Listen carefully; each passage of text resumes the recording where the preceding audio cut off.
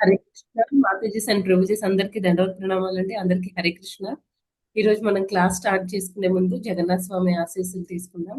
జై జగన్నాథ్ బలదేవ్ సుభద్రమయ్యకి జై, సుదర్శన్ భగవాన్ కి జై, వామనదేవ్ కి జై, పంచతత్వ కి జై, జగద్గురు ప్రభుపాద్ కి జై, पतित पावन जय पताक स्वामी गुरु महाराज की जय।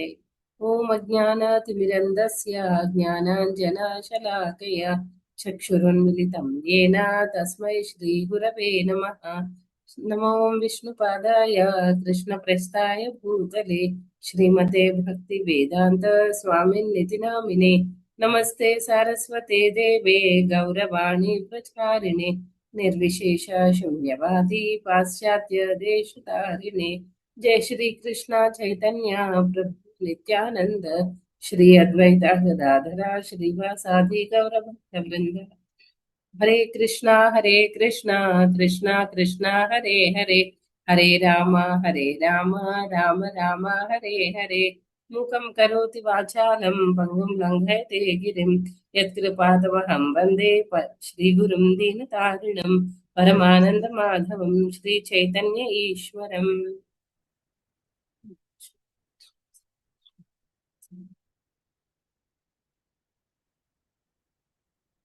హరే కృష్ణ. ఈరోజు మనం భగవద్గీత 3వ అధ్యాయం నుండి 16వ శ్లోకం చూద్దాం. 16వ శ్లోకం. ఏవం ప్రవర్తితం చక్రం నానువర్తయతి హయః అఘాయురింద్రియా రామో మోఘం పార్థ సజీవతి. ఏవం ప్రవర్తితం చక్రం నానువర్తయతి హయః అఘాయురింద్రియా రామో మోఘం పార్థ సజీవతి. ఓ అర్జున, ఈ విధముగా వేదములచే నిర్ణయింపబడిన యజ్ఞచక్రమును జీవితమున అనుసరింపని వాడు నిక్కముగా పాప జీవనుడగును. కేవలము ఇంద్రియ తృప్తి కొరకే జీవించుచు అట్టివాడు నిరర్ధకముగా జీవనమును గడుపును. ఈ శ్లోకంలో మనం ఈరోజు 16వ శ్లోకంలో మానవ జన్మ ఇంపార్టెన్స్ అంటే మన అల్టిమేట్ గోల్ ఏంటి అది కూడా ఈ శ్లోకంలో తెలుస్తుందండి. అయితే ఇక్కడ మానవ జీవితం ఒక అల్టిమేట్ గోల్ ని మర్చిపోయి ఎవరైతే జస్ట్ ఆ ఇంద్రియ తృప్తి కోసం జీవిస్తూ ఉంటారో అలాంటి వాళ్ళ జీవితం ఏంటంటే ఇక్కడ ఏం చెప్తున్నారు, జీవితం అలాంటి వాళ్ళ జీవనం నిరర్ధకం అని చెప్తున్నారు. అయితే మానవ జీవితానికి అల్టిమేట్ గోల్ ఏంటండి, మనం భగవంతుడిని ప్రేమించడం. భగవంతుడిని అంటే ఇప్పుడు అందరూ కూడా భగవంతుడి మీద అందరికీ నమ్మకం ఉంది, అందరికీ దేవుడు అంటే నమ్మకం ఉంటుంది. కాకపోతే అది ఎలా జరుగుతుంది, మనం కూడా ఇస్కాన్ కి రాకముందు వరకు మన డీలింగ్స్ ఎలా ఉన్నాయండి, అన్ని కూడా జస్ట్ గివ్ అండ్ టేక్ అన్నమాట. బిజినెస్ లాగా మనం భగవంతుడిని ఇష్టపడుతున్నాం, నువ్వు నాకు ఇది ఇవ్వు. యూజువల్ గా మనం కర్మకాండ ప్రాసెస్ లాగా చేసుకుంటూ వెళ్తున్నాం అనమాట. నాకు ఈ కోరికలన్నీ ఉన్నాయి అని చెప్పేసి మన కోరికల లిస్ట్ చదువుతాము. భగవంతుడి దగ్గరికి వెళ్ళి నువ్వు నాకు ఈ కోరిక తీరిస్తే నేను నీకు ఏదైనా ఇస్తాను. ఈవెన్ జనరల్ గా మనలో చాలా మంది కూడా ఇంతకు ముందంతా మనం ఎలా చేసేవాళ్ళం, తిరుపతి వెళ్ళేవాళ్ళం. తిరుపతి వెళ్ళినప్పుడు మనకి కొన్ని కోరికలేవో ముందు కోరుకుంటాం అనమాట. కోరుకుని ఆ కోరిక తీరిన తర్వాత నేను గుడికి వస్తాను, తిరుపతి వస్తాను, మెట్ల మార్గం నుంచి వస్తాను. అక్కడ భక్తి అనిపించుకోదు అనమాట. జస్ట్ మన కోరిక, మన ఇంద్రియ తృప్తి తీర్చుకోవడానికని, మనకు కావాల్సిన కోరికలు తీరడానికి భగవంతుడికి మనం ఏమంటారు బ్రైబ్ చేస్తున్నాం అనమాట, లంచం ఇస్తున్నాం. లంచం ఇచ్చి మన కోరికలు తీర్చుకుంటున్నాం, తర్వాత మర్చిపోతాం అనమాట. తర్వాత మళ్ళీ మనకి ఏదో ఒక అవసరం వస్తుంది, మళ్ళీ మనం ఏదో ఒక కోరిక కోరుకుంటాము. ఆ కోరిక కోరుకున్న తర్వాత నాకు ఇది తీరిస్తే నీకు ఏదైనా ఇస్తాను అని చాలా మంది అలాగే చేస్తున్నాం అనమాట. అది నిజమైన భక్తి కాదు. అంటే కోరికలు తీరుతూ ఉంటాయి, కానీ మనకి ప్రాబ్లం ఏమవుతుందంటే ఇక్కడ కోరికలు అలా ఇంద్రియ తృప్తి చేసుకుంటూ ఉండడం వల్ల ఒకదానికొకటి ప్రాబ్లం యాడ్ అవుతూ ఉంటుంది అనమాట. ఒకదానికొకటి ప్రాబ్లం యాడ్ అవుతూ ఉంటుంది. తర్వాత నిజంగా మన మానవ జీవితానికి ఇప్పుడు రోడ్డు మీద కుక్కలు, తర్వాత జంతువులు, పశువులు చాలా ఉన్నాయి. వాటికి ఏమి కోరుకోవాల్సినంత కోరుకునేంత బుద్ధి అవి కూడా వాటికి ఉండదు. ఆ కోరికలు అవేం కాదు, వాటికి ఏవో బేసిక్ నీడ్స్ ఉంటాయి, అవి తీరిపోతే చాలు అనమాట. మనకు కూడా ఏంటి మోర్ ఆర్ లెస్ అలాంటివే మన కోరికలు కూడా. దానివల్ల ఎలాంటి ఉపయోగం ఉండదు. భగవంతుడి గురించి అర్థం చేసుకోవడం కానీ, అసలు ఎందుకు మనకు ఆ ప్రాబ్లమ్స్ వస్తున్నాయి? ఎందుకు పదే పదే మనం ఆ కోరికలు తీర్చుకోవడానికి భగవంతుడి దగ్గరికి వెళ్తున్నాము? ఇవన్నీ కూడా మనకి తెలుసుకోవడానికి స్కోప్ ఉండదన్నమాట. ఇలా ఈ సైకిల్ అంతా నడుస్తూ ఉంటే. అందుకే ఏం చెప్తున్నారండి మనకి ఏదో ఒక ప్రాసెస్ ద్వారా అంటే ఇంద్రియ తృప్తి చేసుకోవడం అనేది కాదు. మన జీవితం యొక్క అల్టిమేట్ గోల్ తెలుసుకోవాలి. దానికి ప్రభుపాదుల వారు ఇక్కడ 3 రకాలైన ప్రాసెస్ గురించి ఇచ్చారు. ఒకటి కర్మయోగ, జ్ఞానయోగ అండ్ భక్తి యోగ. అయితే మనం భగవద్గీత ఇంతకుముందు ఇదే చాప్టర్ లో ముందు శ్లోకాల్లో తెలుసుకున్నాం అన్నమాట. అక్కడ ఏం చెప్పారు? యజ్ఞార్థాత్ కర్మణోన్యత్ర లోకోయం కర్మ బంధన తదర్థం కర్మ కౌంతేయ ముక్త సంగ సమాచారం. ఇక్కడ ఏం చెప్తున్నారండి? మనం ఏదైతే భగవంతుడు ప్రీత్యర్థం కాకుండా మన కోసం మనం మన సాటిస్ఫాక్షన్ కోసం మనం ఏమైనా కర్మలు చేసుకుంటే ఆ కర్మలు ఏం చేస్తాయండి? మనల్ని బంధిస్తాయి అని చెప్తున్నారు. అందుకని ఏం చేయాలి? ఆ కర్మ బంధనాల్లో చిక్కుకోవడం వల్ల ఏమవుతుంది? ఒకదానికొకటి యాడ్ అవుతూ ఉంటుంది అనమాట. సపోజ్ ఇప్పుడు మనం ఒక్కొక్కసారి వింటూ ఉంటాం కదా! కొంతమంది ఉంటారు బాగా అబద్ధాలు చెప్పడం చాలా ఈజీగా చెప్పేస్తూ ఉంటారనమాట. సంబంధం లేకుండా ఒక్కొక్కళ్ళకి ఒక్కొక్క విషయం చెప్తూ ఉంటారనమాట. ఒకే విషయం గురించి రకరకాల అబద్ధాలు చెప్తారు. అప్పుడేమవుతుంది, ఎవరికి ఏ అబద్ధం చెప్పారో వాళ్ళకి గుర్తుండదనమాట. దానికోసం ఏం చేస్తారు, ఒక అబద్ధాన్ని కప్పిపుచ్చుకోవడానికి ఇంకొక అబద్ధం అలా యాడ్ అయిపోతూ ఉంటాయన్నమాట. ఈవెన్ మనకు కూడా అంతే. మనం ఇంద్రియ తృప్తి అనేది స్టార్ట్ చేసుకుంటే అది ఎండ్‌లెస్ అన్నమాట. ఎందుకంటే కోరికలు ఎండ్‌లెస్ మనిషికి. ఒకదా దానికి అంతం అనేది ఉండదు. ఒకదానికొకటి యాడ్ అవుతూ ఉంటాయి. దానివల్ల ఈ శ్లోకంలో చెప్పినట్టు మన కర్మబంధనాల్లో చిక్కుకుంటాం అన్నమాట. మన కోరికలు ఎంత ఎక్కువ అవుతూ ఉంటే దానివల్ల మన ప్రాబ్లమ్స్ కూడా అంతే ఎక్కువ అవుతూ ఉంటాయన్నమాట. ఎందుకంటే మన లైఫ్‌లో మనకి ఏది మంచో, ఏది చెడో తెలియట్లేదు. అల్టిమేట్ గోల్ ఆఫ్ లైఫ్ వదిలేస్తున్నాము. వదిలేసి ఈ చిన్న చిన్న కోరికల చుట్టూ తిరుగుతూ ఉన్నామన్నమాట. దానికి మనం ఒక మంచి స్టోరీ చెప్పుకోవచ్చన్నమాట. చాలా సార్లు మనం ఇది వినే ఉన్నాము. బట్ స్టిల్ దీనికి ఇప్పుడు చెప్పుకుంటున్న పాయింట్‌కి రిలవెంట్ కాబట్టి ఒకసారి రీక్యాప్ లాగా చేద్దాం. ఒకసారి ఒకతను ఇద్దరు పనివాళ్ళు వస్తారన్నమాట. పనివాళ్ళు ఒక పెద్ద గ్రౌండ్ లాంటి ప్లేస్ ఉంటది. అక్కడికొచ్చి ఆళ్ళేం చేస్తూ ఉంటారంటే ఒకతను తవ్వుతూ ఉంటాడు.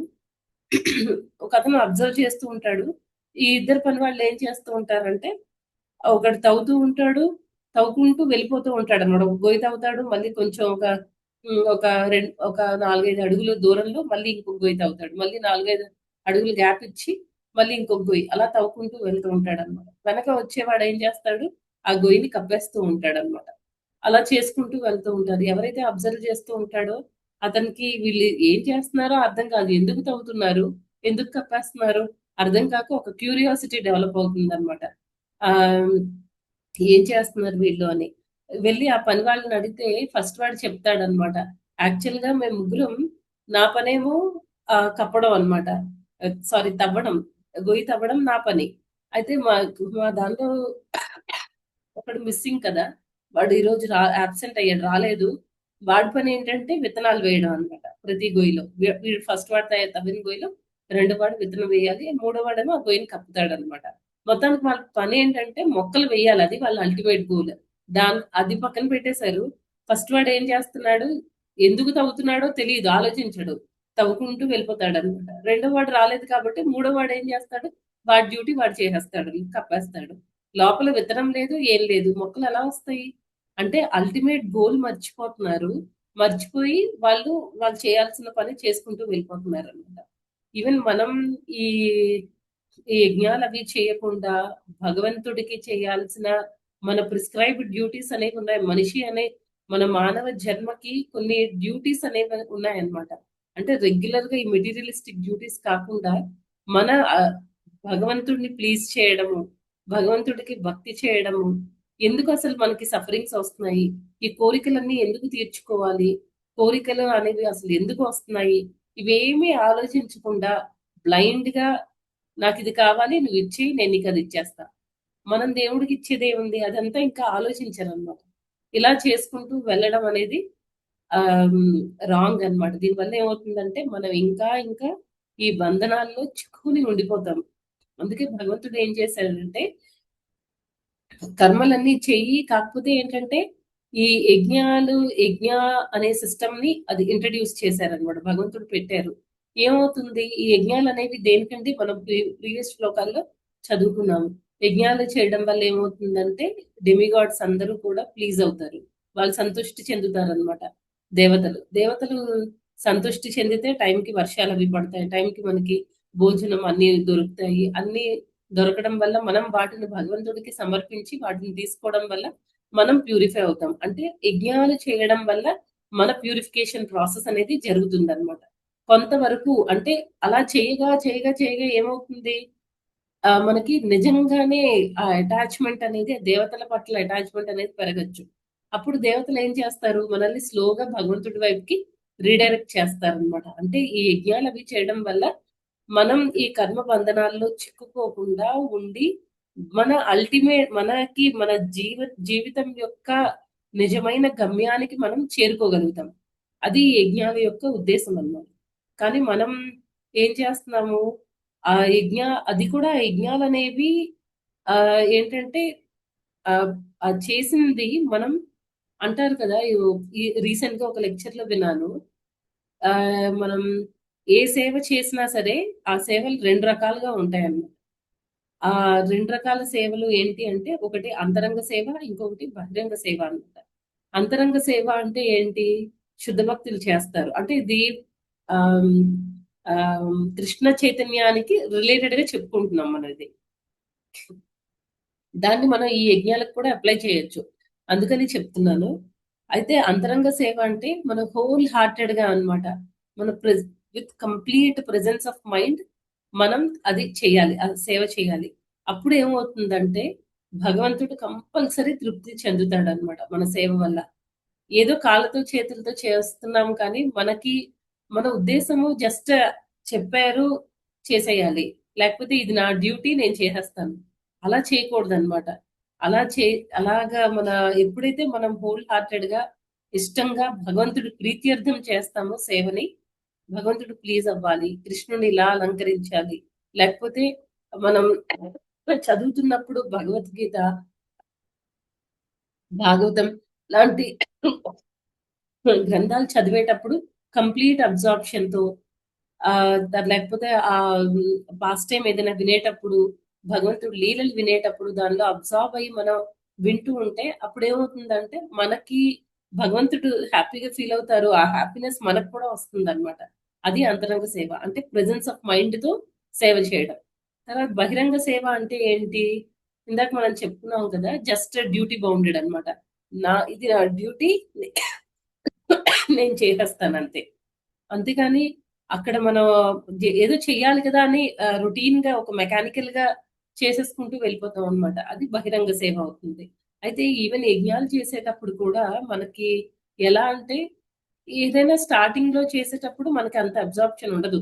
కానీ స్లోగా మనం చేసే పనిని మనం చేసేదాన్ని కంప్లీట్ అటాచ్‌మెంట్‌తో చేస్తే అప్పుడేమవుతుంది దానివల్ల మనకి మంచి జరుగుతుందనమాట. అలా ఈ యజ్ఞాలేంటంటే దేవతల్ని ప్లీజ్ చేయడానికి చెయ్యాలి.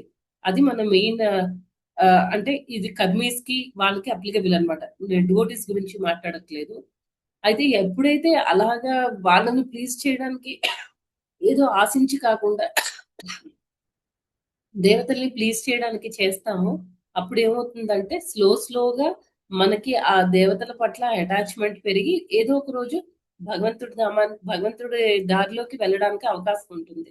అంటే ఈ యజ్ఞాలు కూడా గోల్ ఏంటి అంటే మనం కృష్ణ చైతన్య మార్గంలోకి వెళ్ళడానికి ఉపయోగపడాలి. ఆ రకంగా ఉండాలన్నమాట. ఆహ్, అలా కాకుండా హ్మ్. రొటీన్‌గా చేసుకుంటూ వెళ్ళిపోతే, మనం ఎన్ని చేసినా సరే, ఎన్ని పూజలు అవి ఎన్ని చేసినా, దానివల్ల ఎలాంటి ఉపయోగం ఉండదనమాట. చాలా మంది మనలో కూడా చాలా మంది ఉంటారు. ముందంతా సాయిబాబానో, లేకపోతే శివుడినో మనం పూజించిన వాళ్ళు ఉంటాం. కానీ స్లోగా ఏమైందంటే, మనకి అవన్నీ మనం చేస్తూ ఉన్నప్పటికీ కూడా, వాళ్ళ మీద కూడా మనకు కంప్లీట్ రెస్పెక్ట్ ఉన్నప్పటికీ కూడా, మనం ఇప్పుడు కృష్ణ చైతన్య మార్గంలోకి వచ్చాము. భగవంతుడికి చాలా సేవ చేసుకుంటూ వెళ్తున్నాం అనమాట. అయితే భగవంతుడు మనం భగవంతుడి సేవ, భగవంతుడిని ప్లీజ్ చేయడం, ఇవన్నీ అంటే మనం అనుకుంటాము చాలా పెద్ద విషయాలు. కృష్ణ చైతన్యం అంటే చాలా కష్టము, చాలా పెద్ద విషయం అని అనుకుంటాం. కానీ భగవంతుడు మనం మనస్ఫూర్తిగా చేసే చిన్న చిన్న పనుల వల్ల కూడా చాలా ప్లీజ్ అయిపోతాడు అనమాట. దానికి మనం చాలా సార్లు చెప్పుకున్నాం రామాయణంలో. అందరూ పెద్ద పెద్ద వారధి కట్టేటప్పుడు పెద్ద పెద్ద రాళ్ళు వేస్తూ ఉంటే ఉడితే ఏం చేస్తుందంటే కొంచెం కొంచెం ఇసుక రాలుస్తూ ఉంటుంది అనమాట. ఏదో ఒక కొంచెం గ్యాప్ లో అది ఫిల్ అవ్వకపోతుందా, నేను చేయగలిగినంత సేవ నేను చేస్తాను అని. అలా ఏంటంటే ఆ ఉడత లైఫ్ కూడా సక్సెస్ అయిందనమాట. అంతేకాకుండా ఇంకా ఏంటి, ఇంకొక మనం ఇంకొక మంచి ఎగ్జాంపుల్ కూడా చెప్పుకోవచ్చు. అది కూడా రామాయణం నుంచే. దానిలో ఏమవుతుందంటే ఆ, ఈ రాముడు సైడ్ అంతా వానరులు ఉంటారు. వాళ్ళందరూ వానరులు ఉంటారు. అదే ఆ, రావణుడి సైడ్ అయితే ఫుల్ అంతా ఆ రాక్షసులు ఉంటారు అనమాట. రాక్షసుల పవర్ దగ్గర వాళ్ళకి ఎన్నో మిస్టిక్ పవర్స్ అవన్నీ ఉంటాయి. కానీ ఈ వానరులు ఉంటారు కదా, వాళ్ళందరూ చాలా సింపుల్ అన్నమాట. వాళ్ళకేం అంత వీళ్ళకున్నంత శక్తి లేదు, ఏం లేదు. కాకపోతే ఏంటంటే రాముడికి సపోర్ట్ చేయాలి, రాముడికి సేవ చేయాలి. అదొక్కటే అన్నమాట ఇంటెన్షన్. కాకపోతే కొంతమంది చాలా పవర్ఫుల్, లైక్ హనుమాన్, జాంబవాన్, అంగద, వీళ్ళందరూ కొంచెం, వీళ్ళందరూ కంపారిటివ్లీ కొంచెం బాగా ఫైటింగ్ చేయగల శక్తి ఉన్నవాళ్ళు అనమాట. అయితే ఓన్లీ పవర్ఫుల్ వానరులే కాకుండా కొంచెం ఆ, తక్కువ స్ట్రెంత్ ఉండే వానరులు కూడా ఎవరి వంతు వాళ్ళు ట్రై చేస్తున్నారు అనమాట యుద్ధంలో. అయితే ఆ యుద్ధం చాలా రోజులు, కొన్ని రోజులు గడిచిన తర్వాత ఏమవుతుందంటే చాలా మంది ఆ వానరులకి కొంతమందికి చేతులు కట్ అయిపోతాయి, కొంతమందికి కాళ్ళు కట్ అయిపోతాయి. అందరూ చాలా నీరసంగా అయిపోతారు అనమాట, శక్తి కోల్పోయి. కొంతమందికి గట్టిగా ఆ కత్తులు అవన్నిటి దెబ్బలు తగిలేసి చాలా గాయాలైపోయి, చాలా రక్తం పోయి, చాలా నీరసించిపోయి ఉంటారు అనమాట. అయితే వాళ్ళందరూ అబ్బా అనుకుంటూ చాలా పెయిన్ఫుల్ గా ఉంటారు ఆ సిచ్యుయేషన్ అంతాను. ఇదంతా రాముడు కొంచెం దూరంలో నుంచి చూస్తూ అబ్జర్వ్ చేస్తూ ఉంటారు. అక్కడికి ఆ ప్లేస్ కి, ఎక్కడైతే వానరులు అందరూ బాధపడుతున్నారో ఆ ప్లేస్ కి ఒక బక్క చిక్కిన ఒక వానరుడు వస్తాడనమాట. ఇలా ఇప్పుడు బక్కగా ఉండే వాళ్ళు నడక కానీ అదంతా కొంచెం డిఫరెంట్ గా ఉంటుంది కదా. అలా నడుచుకుంటూ నడుచుకుంటూ ఈ వానరులందరూ ఉన్న ప్లేస్ కి వస్తాడనమాట. వచ్చి ఏం చెప్తాడంటే, ఈ రోజు వాళ్ళందరూ వీడిని చూస్తూ ఉంటారు. వాళ్ళందరి దృష్టిలో ఈ బక్కగా ఉన్న వానరుడు ఏం చేస్తాడు, వీడికి అసలు ఎంత బక్కగా ఉన్నాడు, బలమే లేదు, ఎవరైనా గట్టిగా కొడితే పడిపోతాడు, వీడికి ఎందుకు ఫైటింగ్. అందరి దృష్టిలో ఆ బక్క చిక్కిన వానరు ఒక వేస్ట్ ఫెలో అన్నమాట. అయితే ఈ వానరుడు ఏం చేస్తాడు, అతను మాత్రం తనకేదో చేసేయాలి, ఆరాటం అన్నమాట. వీళ్ళందరూ ఇలా బాధపడుతూ గాయాలై కూర్చుంటే, వీళ్ళందరూ చాలా సీరియస్ గా ఉంటే అక్కడికి వస్తాడు. వచ్చి ఏం చెప్తాడంటే, ఈ రోజు నేను ఫైటింగ్ చేశాను కదా, అసలు ఒక రకంగా చేశాను. ఆ, నేను ఒక కత్తి పట్టుకొని వెళ్ళాను, అక్కడ ఒక పెద్ద రాక్షసుడు కనిపించాడు. ఇలా ఒక్కసారి నేను కత్తెత్తి ఒక్క దెబ్బ కొట్టాను. ఆ రాక్షసుడికి ఒక చెయ్యి కట్ అయిపోయింది. నేను అక్కడితో ఆగాను అనుకుంటున్నారా అని చాలా చాలా వీరోచితంగా ఫైటింగ్ చేశాను అని, ఎలా ఫైటింగ్ చేశాడో అదంతా చెప్తూ ఉంటాడు అనమాట. తర్వాత మళ్ళీ ఆ వానరుడికి ఒక చెయ్యి కట్ అయిపోయింది. నెక్స్ట్ మళ్ళీ నాకు ఇంకా కోపం తగ్గలేదు, అందుకే నేను ఇంకా మళ్ళీ ఇంకొకసారి కత్తెత్తాను. కత్తెత్తి రెండో చెయ్యి కూడా కట్ చేసేసాను. ఆ రెండో చేయి మీద కొట్టేసరికి ఆ చేయి కూడా కట్ అయిపోయింది. రెండు చేతులు లేవు రాక్షసుడికి అని అంటే, అప్పుడు మిగతా వానరులందరూ వాడిని అలా అబ్జర్వ్ చేస్తూ ఉంటారు. నిజంగానే నువ్వు చేసావా అని అడుగుతారు. అంటే ఈ బక్క చిక్కిన వానరుడు అంటాడా, నిజంగానే నేను చేశాను, నిజంగానే రెండు చేతులు కట్ అయిపోయాయి అని అంటే, సరే మరి నువ్వు చేతులు ఎందుకు కట్ చేస్తున్నావు, అదేదో పేకే కట్ చేసేయచ్చు కదా, మెడ కట్ చేసేస్తే ఒకేసారి చచ్చిపోతాడు కదా అంటే, అదే నేను చేద్దాం అనుకున్నాను, కానీ అక్కడ అతనికి నాకు ఆ మెడ కనిపించలేదు, తల కనిపించలేదు అని చెప్తాడనమాట. అంటే దాని అర్థం ఏంటి, ఆల్రెడీ చచ్చిపోయి ఉన్న రాక్షసుడికి రెండు చేతులు తీసేసాడు అనమాట ఈ వానరుడు. అందరూ ఇంకా అతను చేసిన పనికి గట్టి గట్టిగా నవ్వుతూ ఉంటారు. ఆ క్షణం ఏమవుతుందంటే వాళ్ళందరూ అంత బాధపడుతూ ఉంటే ఆ బాధ అంతా మర్చిపోతారనమాట ఈ వానరుడు చెప్పిన దానికి. అందరూ చాలా మనస్ఫూర్తిగా బాధంతా మర్చిపోయి నవ్వుతారనమాట. అప్పుడు రాముడు అక్కడికి వచ్చి ఒక టైట్ హగ్ ఇస్తారనమాట. రాముడు బక్కచిక్కిన వానరుడికి ఒక టైట్ హగ్ ఇస్తాడు. ఎందుకు అని అంటే అంతవరకు ఈ వానరుడు నిజంగా ఫైటింగ్ ఏం చేయలేడు. అతనికి అంత కెపాసిటీ లేదు. కాకపోతే చేసిన వాళ్ళందరూ కూడా వాళ్ళ బాధని ఆ క్షణం పోగొట్టగలిగాడు అనమాట. అందరినీ ఆ హ్యాపీ మూడ్ లోకి తీసుకొని రాగలిగాడు. అలా ఏంటంటే అది చాలా చాలా మైన్యూట్ సేవ. అది యాక్చువల్లీ ఆ బక్క వానరం ఏంటంటే ఏదో సేవలా కూడా చేయలేదు. అందరినీ హ్యాపీగా ఉంచాలి అంతే. ఆ ఒక్క ఇంటెన్షన్ తో అదొచ్చి ఏదో పెద్ద వీరోచితంగా ఫైటింగ్ చేసినట్టు అలా డిస్క్రైబ్ చేసేసరికి మిగతా వాళ్ళందరూ చాలా హ్యాపీగా ఫీల్ అయ్యారు.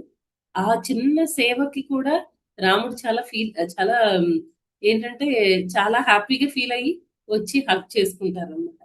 అలా అలా భగవంతుడు ఏంటంటే మనం చేసే సేవలన్నీ చాలా చిన్న చిన్నగా అనిపించవచ్చు. కానీ ప్రతి చిన్న మన ఇంటెన్షన్ ఏంటి? ఆహ్, ఇక్కడ వానరుడు చేసింది ఏంటంటే మిగతా వాళ్ళందరికీ సాయం చేయడం అన్నమాట.